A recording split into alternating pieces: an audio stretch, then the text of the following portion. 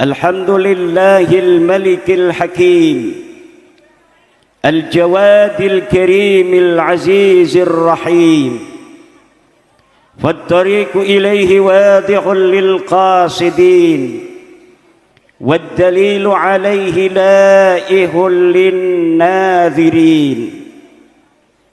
اللهم صل على سيدنا محمد وخديجة وفاطمة وعلي والحسن ثم الحسين طيبا وعلى سائر أصحابه وسلم. اللهم بارك لنا Nusantara Jaya Raya wa ahlikil kadhibina adh-dhalimin wa akhrijhum min bainina saghirin wa khaibin wa khasirin wa jasimin. Ya Hayyu ya Qayyum, ya Hannanu ya Mannan, ya Dayyanu ya Sultan, ya Dzal Jalali wal Ikram.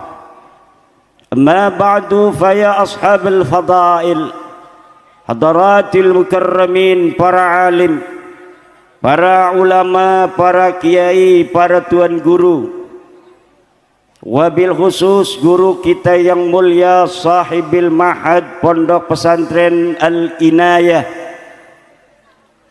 al-alim sahibil fadilah wal karamah, Kiai Haji Kaliman mata'annallah bitulih hayatih, para aparatur pemerintah baik sipil maupun militer, ketua MWC NU Sokaraja, ketua Muslimat Sokaraja. Mana ketua muslimatnya? Sokaraja ini adalah tempat lahir Muslimat Nahdlatul Ulama. Maka Nahdlatul Ulama terutama muslimatnya, yang sejarah muslimat Indonesia berasal dari Sokaraja, maka sepanjang masa sampai hari kiamat muslimat Sokaraja harus menjadi tauladan bagi seluruh muslimat di Indonesia. Juga ketua GP Ansor Satkor Yon Sokaraja, juga para alim, para ulama yang tidak dapat saya sebutkan satu persatu. Ketua PWI Banyumas Kang Mas Agus Mariono mata'anallah bituli hayati, juga ketua Laskar Sabilillah, Panglima Laskar Sabilillah Perjuangan Wali Songo Indonesia, dan seluruh panitia dalam acara Khatmil Quran wal Kutub Pondok Pesantren Al-Inayah, wabil khusus juga As-Sayyid Asy-Syarif Zulfikar Basyaiban. Tepuk tangan untuk Sayyid Zulfikar. Juga Sayyid Haidar, ini putra dari Sayyid Zulfikar. Ada lagi putrinya tapi sudah kawin. Calon mertua nggak jadi. Itu bagus. Mogi Nur Fadil Satya Tirtayasa dan seluruh para hadirin hadirat, sahabat Banser, sahabat Laskar PWI, ibu bapak yang akan menjadi kaya raya setelah acara ini. Yang lagi sakit, ya Allah, dengan barokah silaturahmi, dengan barokah Pondok Pesantren Al-Inayah, TPQ Al-Inayah, Diniyah Al-Inayah, sembuhkan penyakitnya ya Allah.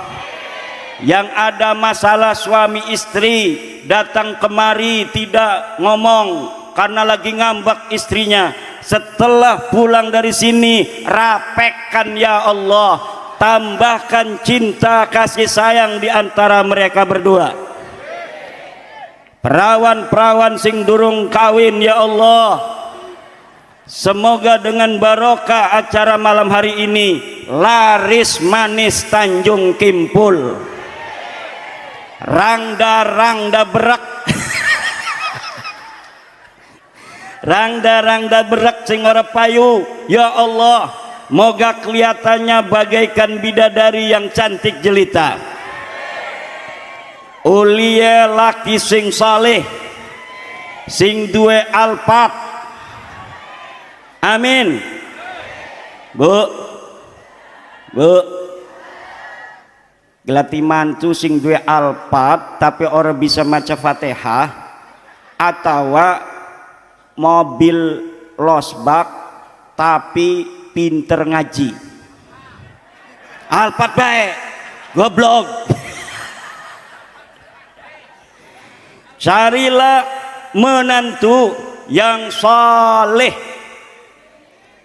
karena kalau sudah saleh nanti Allah akan mudahkan rizkinya.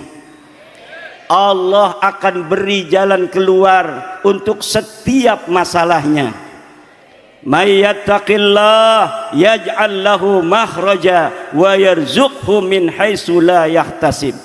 Siapa orang yang bertakwa kepada Allah, maka Allah akan berikan baginya jalan keluar atas seluruh masalahnya. Dua utang kebayar, dua kreditan lunas, asal disetor. Dua laki mancing bekerjane, megelaken, mudah-mudahan dengan barokah pada malam hari ini pancingnya tugel kabeh. Dua rabi ditinggal melulu, nasibe wong dua laki doyan mancing bengi-bengi, daripada ngeloni rabi mendingan dicokoti lamuk ning pinggir kali. Nasibe ibu-ibuku ya, ana sing dua laki doyane main catur melulu, main catur sing tas maghrib sampai tarhim. Salat durung ngorok, tangi tas dohor, betul, gelati kopi gelati rokok, entas gelati kopi gelati rokok ning sobong mangan dewekan, terus lungan ning pos kamling ngobrol, tas maghrib main catur maning. Ana laki-laki sing mekonon, ana laki-laki sing megelakan mekonon. Gampang bu, gawa ning pinggir kali jorogaken.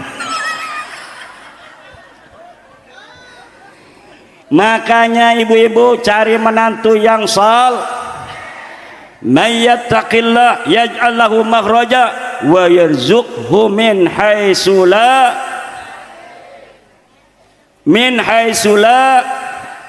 kata Syekh Nawawi, min haitsu la yahtasib ay min wajhin la yukhtaru bibalih, dari arah yang tidak pernah terlintas dalam hatinya. Ujug-ujug ana rizki saking Gusti Allah. Lagi order rokok, ana pengumuman, inna lillahi wa inna lumayan amplop 50.000 mauli, alhamdulillah. Duit 50.000 uli duit, tetangga mati siji. Ini nasibe wong santri bu, wong santri iku yang nggak bisa ngajinya rada balok kah, itu manfaatnya luar biasa di tengah-tengah masyarakat. Ngaji ning kuburan, kiai-kiai yang punya pondok mah nggak sempet. Iku kiai-kiai atau ustad-ustad yang tugasnya ngaji ning kuburan, di jadwal sing maghrib sampai subuh, sing krunya sing uli jam 1 lah kasih ngebaturi ning makam. ana sing ngelaga sing buri ngotek-ngotek kabur dheweke. Ibu bapak, malam hari ini luar biasa. Saya sangat berbahagia. Walaupun tadi suara dalam acara diskusi ini, sebelum di sini kita mengadakan diskusi dulu. Said Zulfikar diskusi dulu, setelah Said Zulfikar ke panggung, giliran saya diskusi dengan tokoh-tokoh masyarakat, termasuk sahibul makan wal makanan Kiai Kaliman. Suaranya di sana saya belum keluar. Tetapi kata Allah, may yattaqillah yaj'al lahu makhraja wa yarzuqhu min haitsu la yahtasib. Di sini alhamdulillah suarane metu. Alhamdulillah. Maka gelati mantu santri. Aja sembarang santri, santrine sing wis nggo jubah. Aja sembarang jubah rada coklat. Singgo sorban, sorbane abang marun ki, abang marun arane mekenen ki. Singgone udeng-udeng, baik udeng-udeng Jawa mekenen maupun udeng-udeng Turki mekenen. Iki dudut udeng-udeng Yaman dudu iki. Ini udeng-udeng negara Turki. Kalau saya Zulfikar karena memang orang Pasuruan, ini namanya Blank. Duduk topi duduk. Arane blangkon. Ibu-ibu kula ngomong Jawa ki paham ta ora? Iki Jawa nih Jawa Banten tapi paham ya. Jere wong tua-tua asale masing Banyumas kayane ce. Ngomongnya pada ngapake. Wong Kresek, Tenara, Tirtayasa ngomongnya ngapak. Wong Serang Meranakah iku rada mingkem. Apa jadi apa jadi maka nening Serang laka Ramayana laka tentara, anane Ramayana karo tentara. Sejarahnya katanya orang-orang di kampung saya di Banten Utara, dari mulai Mauk, Keronjo, Kresek, Tanara, Tirtayasa, Pontang sampai ke Kesultanan Banten, itu dari pasukan Demak dan Cirebon. Pasukan Demaknya dari Semarang, dari Brebes, dari Tegal, dari Banyumas, dari Pemalang, dari Cirebon, bersama-sama Sunan Gunung Jati Syarif Hidayah. Sunan Gunung Jati Syarif Hidayah ana lagune pada kawang tora. Sunan Gersik Maulana Malik. Terus saya Zulfikar, ayo kita harus hafal sunan-sunan wali. Sunan Gresik Maulana Malik Ibrahim, bareng-bareng. Ampel Raden Rahmat Sunan Giri Muhammad Ainul Yakin, Lana Maktum Sunan Raja sing meneng bae lakine kawin maning. Sunan Ibu-ibu sing meneng bae lakine kawin maning. Sunan Muria Raden Umar, Sunan Kudus ya Rasadik, Sunan Gunung Jati Syarif Hidayatullah.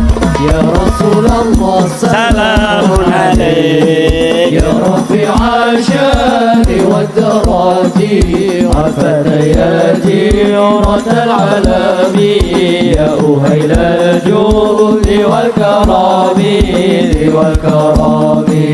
Ya Rasulullah salamun alaik, ya Rafi'a syari wa darati, Rafat ya jirat al-alami, ya Uhayl al-judi wal-karami, wal-karami. Sunan Gresik kandang ilmu dan kage, Sunan Ampel bersama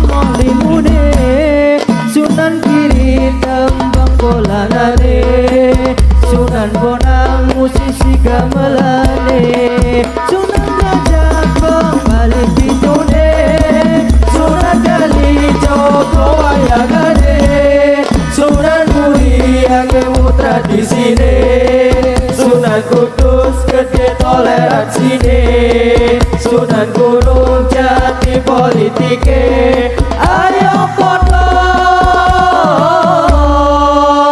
eling salawase ya Rasulullah salamun alaik ya rafi'al syari wa daraji afada ya jiratal alami ya uhailal judi wal karami wal karami ya Rasulullah salamun alaik ya rafi'al syari wa daraji afada ya jiratal alami ya uhailal judi wal karami wal karami.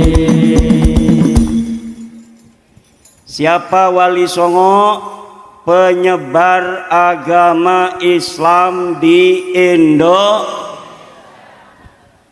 Sebelum datang ke Sokaraja, ada kiai dari Wonosobo datang ke rumahnya Kang Mas Agus Mariono. Di sana membawa kitab Kalla Saya'lamun karangan Mbah Maimun Zubair Sarang, Rembang.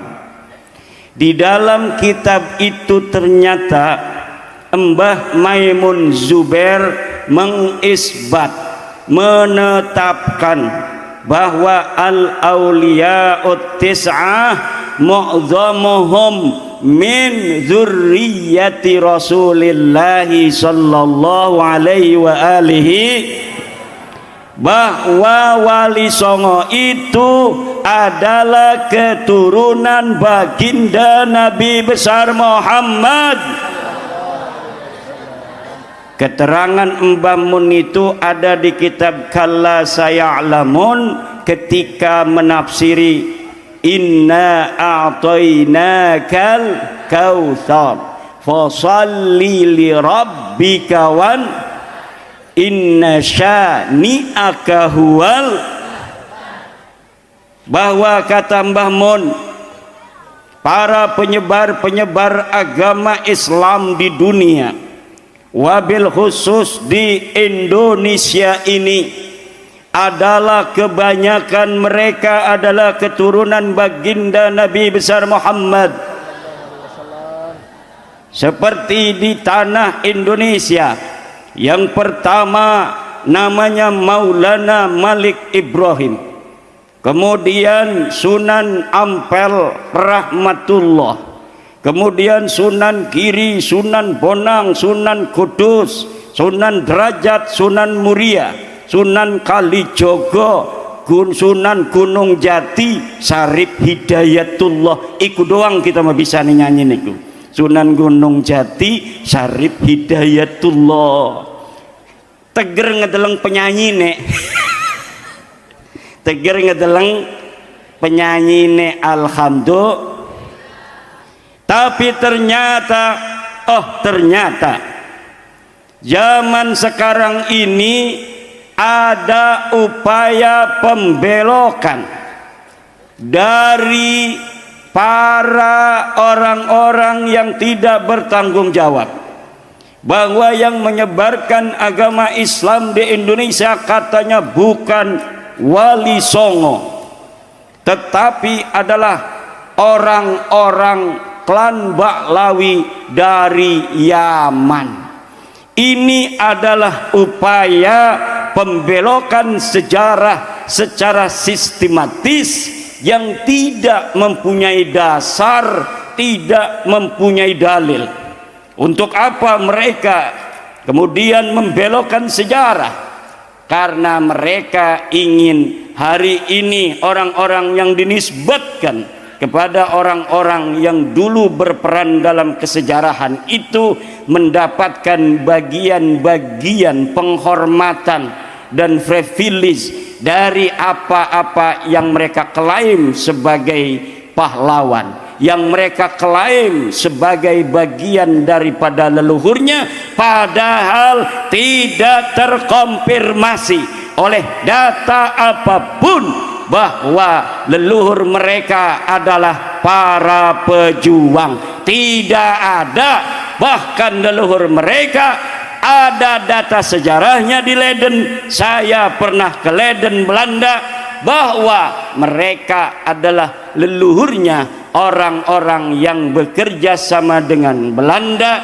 Bahkan ketika Ratu Wilhelmina ulang tahun, mereka mengadakan selamatan, mereka mengadakan pesta, ulamanya membuat doa-doa suci untuk Ratu Belanda, mendoakan agar Ratu Belanda ini umurnya panjang, kerajaannya bisa terus langgeng, menjajah negara kitanya bisa terus dilanjutkan. Inilah yang terjadi. Leluhur-leluhur kita, orang-orang Banten, sudah mulai mengusir Cornelis de Houtman pada abad ke-16.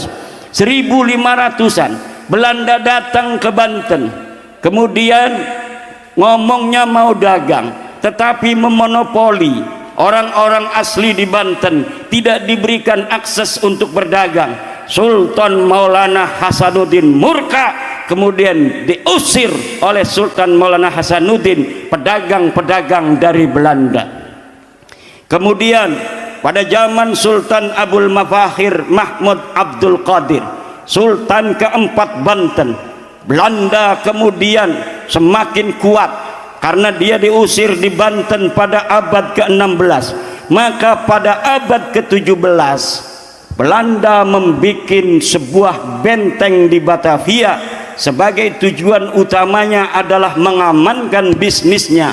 Tapi lama-kelamaan mereka merekrut pasukan-pasukan pribumi untuk dijadikan prajuritnya. Akhirnya disuruh perang sama Kesultanan Banten. Terjadi peperangan yang sangat besar pada tahun 1643. Terjadi perang lagi 1654. Terjadi perang lagi 1670. Melawan penjajah hanya bisa dilakukan oleh orang-orang yang sadar bahwa dirinya sedang dijajah. Melawan penjajah hanya bisa dilakukan oleh orang-orang yang sadar kalau dirinya sedang Coba dulu, kalaulah bangsa Indonesia yang banyak itu, yang Belanda itu orang-orang Eropa, jumlah seluruhnya tidak akan lebih daripada 5.000 orang. Belanda yang ada di Indonesia dengan seluruh tentaranya yang tersebar di seluruh Nusantara tidak lebih dari 5.000 orang. Sementara lelaki-lelaki Nusantara jumlahnya jutaan pada tahun 1600-an, jutaan pada tahun 1700-an. Tapi kenapa Belanda yang hanya jumlahnya 5.000 orang itu tidak bisa diusir dari negeri kita selama 350 tahun, saudara? Karena kebanyakan yang dagang, dia merasa masih bisa dagang, tidak merasa terjajah. Dirinya yang jadi petani, dia bisa bertani walaupun ada Belanda yang jadi pemimpin, dia tidak merasa dijajah. Orang yang bisnis, orang yang jadi antek-antek company, mereka merasa nyaman dengan penjajahan-penjajahan yang dilakukan oleh company. Akhirnya hanya jiwa-jiwa kesatria yang dimiliki oleh aqallul jumhur, minoritas orang yang ada pada saat itu, kemudian memobilisasi pasukan, bisa untuk mengumpulkan ratusan, kemudian mengadakan pemberontakan. Siapa yang dihadapi? Yang dihadapi bukan orang-orang bule, tapi yang dihadapi adalah pekerja-pekerja pabrik Belanda yang ketika ada perang dengan bangsa Indonesia, pekerja pabrik Belanda ini yang disuruh perang dengan bangsa Indo. Wong Belanda nih malah kasing mati. Wong Belanda nih lah kasing. Inilah bentuk penjajahan dan adu domba yang dilakukan oleh Belanda selama 350. Belanda sudah pergi. Belanda siki wis lunga. Belanda wis lunga. Wong Jawa masih tetap ada. Bahkan di Indonesia saat ini ibu-ibu penduduknya berapa? 270 juta. Berapa penduduk kita? 270 juta. 270 juta penduduk Indonesia. Mayoritas Islam hampir 90%. Mayoritas Islam hampir 90. Dari 90% Islam ini yang ngerasa NU 56%. NU-nya berapa? 56. Maka hitungan saya, bukan hitungan ketum PBNU, itu ada sekitar 130 juta umat Islam di Indonesia mengaku dirinya NU. Hitungan ketum beda lagi. Kata ketum Gus Yahya bahwa orang Indonesia yang merasa dirinya NU menurut survei yang dilakukan oleh Alpala Riset sekitar 160 juta uang. Berapa? 160 juta. Kata saya, ketum ini ngitungnya dari mana? Apakah ngitung ada hasil survei yang lebih dari 53% atau ngitungnya dari sejumlah seluruh penduduk Indonesia? Kalau saya cara ngitungnya, jumlah muslim dulu berapa? 90% kurang lebih, 89, 88, 87. Kemudian dari 87 atau 80% ini ditarik, yaitu 53%-nya adalah mengaku menurut survei NU. Hitungan saya 130 juta orang Indonesia yang muslim mengaku dirinya NU. Iki kehitung ning survei kehitung ibu-ibuku. Muslimat Sokaraja, tanah yang bersejarah bagi NU. Banyak sejarah-sejarah NU diadakan di Sokaraja. Maka kalaulah NU di Sokaraja tidak jalan, bansere lembek-lembek kayak mangan tape, iku bisa ngisin-ngisinaken Mbah Hasyim Asy'ari. Mbah Hasyim Asy'ari, Mbah Wahab Hasbullah pernah menginjakkan kakinya di tanah Banyumas ini, saudara. Maka kebangkitan NU, kesadaran keindonesiaan, kesadaran ke-NU-an tidaklah terlalu muluk kalau berawal dan berasas di Banyumas, terutama di Sokaraja. Kalau Banyumas NU-nya sudah berteriak, insya Allah seluruh Indonesia NU-nya berteriak. Takbir, takbir, takbir. Weh, takbir segala siki wis oleh. Kama qala Gus Yahya. Kata Gus Yahya, dulu takbir dicuri orang, sekarang kita sudah rebut kembali. Karena apa?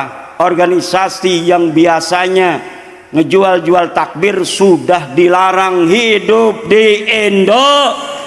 Maka Banser PWI sekarang sudah boleh bertakbir lagi. Takbir, takbir, Takbir.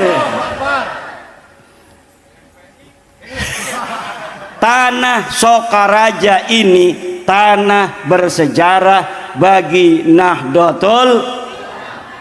Makanya tadi bansernya tegap-tegap karena wis pada diklatsar.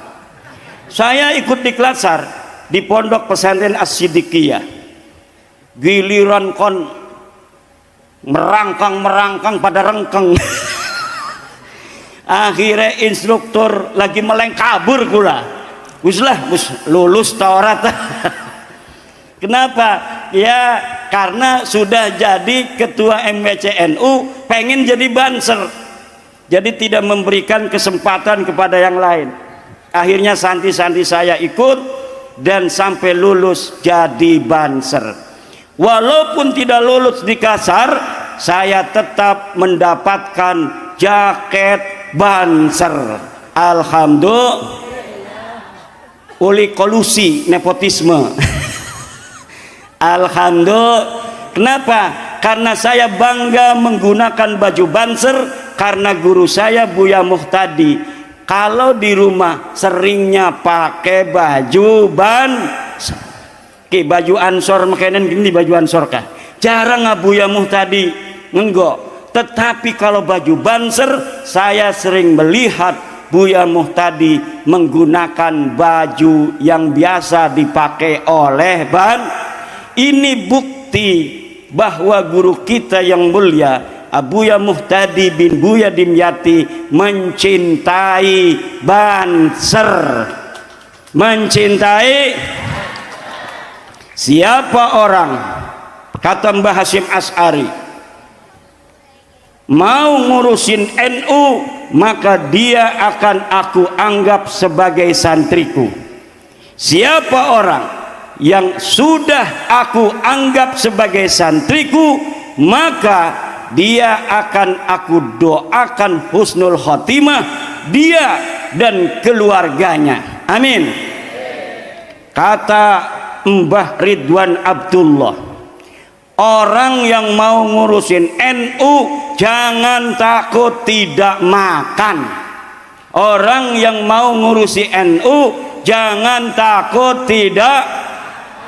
Kalau sampai dia ngurusi NU lalu tidak makan, komplain padaku.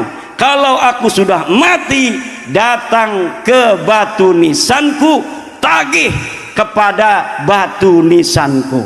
Allahu Akbar. Kata Mbah Wahab Hasbullah, pendiri Nahdlatul Ulama, NU ini ibarat meriam, senjata meriam. Meriam betulan, bukan meriam Belina. Tetapi banyak orang yang menganggap NU ini seperti gelugu. Lalu warga NU-nya menganggap juga NU hanya sebagai gelugu, tidak seperti meriam. Akhirnya NU kekuatan besar itu ora disulet-sulet, meriamnya ora disulet-sulet karena darah di gelugu kelapa, akhirnya tidak bermanfaat. Tapi sekarang Banser, Ansor, Ibnu, IPPNU, anak-anak kita harus diperkenalkan sejak dini tentang ke-NU-an, tentang aswaja an-nahdiyah. Aswaja apa? Aswaja kita ini aswaja an-nahdiyah. Orang ngaku aswaja macam-macam. Lihat di dalam ADART mereka. Orang Wahabi ngaku aswaja, betul? Ngakunya saya orang aswaja. Kabib ngaku aswaja. Lihat di Rabita Alawiyah itu di anggaran dasarnya aswaja ala tariqah al-alawiyin, tariqah ba'alawi. Aswajanya tariqah kabib. Tapi Nahdlatul Ulama tariqahnya adalah aswaja ahlus sunnah wal jamaah, asy'ariyah dan al-maturidiyah, sesuai dengan apa yang telah digariskan oleh ulama-ulama mutaqaddimin, bahwa kata Imam Baihaqi, idza utliqa ahlus sunnati wal jamaati fal muradu bihim al asy'ariyatu wal maturidiyatu, bahwa apabila dimutlakan kalimah ahli sunnah wal jamaah, maka yang dimaksud adalah ahlu sunnah wal jamaah Asy'ariyah dan ahlu sunnah wal jamaah Maturidiyah. Apa itu ahli sunnah wal jamaah Asy'ariyah dan al Maturidiyah? Kemudian dikonsep oleh Nahdlatul Ulama, yaitu dalam fikih mengikuti imam 4, di dalam akidah mengikuti Asy'ariyah dan Maturidiyah, di dalam tasawuf mengikuti Imam Junaid dan Imam Ghazali. Cere ibu-ibu kapan ngomong nasab aja? Tadi sudah ngomong masalah nasab, diskusi di sana di musola apa di majelis itu ya? Di aula pondok pesantren Al Inayah sudah ngomong Mambaul Quran iku Al Inayah, madrasah Al Inayah apa sih madrasahnya madrasah dunia Al Inayah, madrasahnya Al Inayah, pesantrennya Mambaul, kiainya Kiai Kaliman. Istrinya berapa? Baru satu. Naudzubillah. Pak tolong tangkep Pak, kiai yang isinya satu tangkep Pak, kasihan Pak. Gak usah, bentar lagi aja. Ibu bapak hadirin ma'asyiral muslimin rahimakumullah, kalau ada yang tanya masalah nasab, nanya aja nanti sama Kiai Kaliman, udah paham bahwa yang pertama, kalau ada orang yang ngaku-ngaku turunan Nabi, pertama harus tanya hasil tes DNA-nya mana. Saya cucunya Nabi, mana tes DNA-nya? Betul? Kalau cucunya Nabi tes DNA-nya hasilnya J1. Kalau bukan cucu Nabi, G. Kalau hasilnya G itu jangankan dia cucu Nabi, orang Arab aja bukan. Kabib kah sing aku cucu Nabi sudah dites DNA Bu. Saudara-saudaranya di Yaman 180 orang, ake-akeanane haplogrupe G gatel. Lamun putune Nabi haplogrupe J Joni Jaya. Yang kedua, tanyakan mana buktinya menurut ilmu nasab dan ilmu sejarah.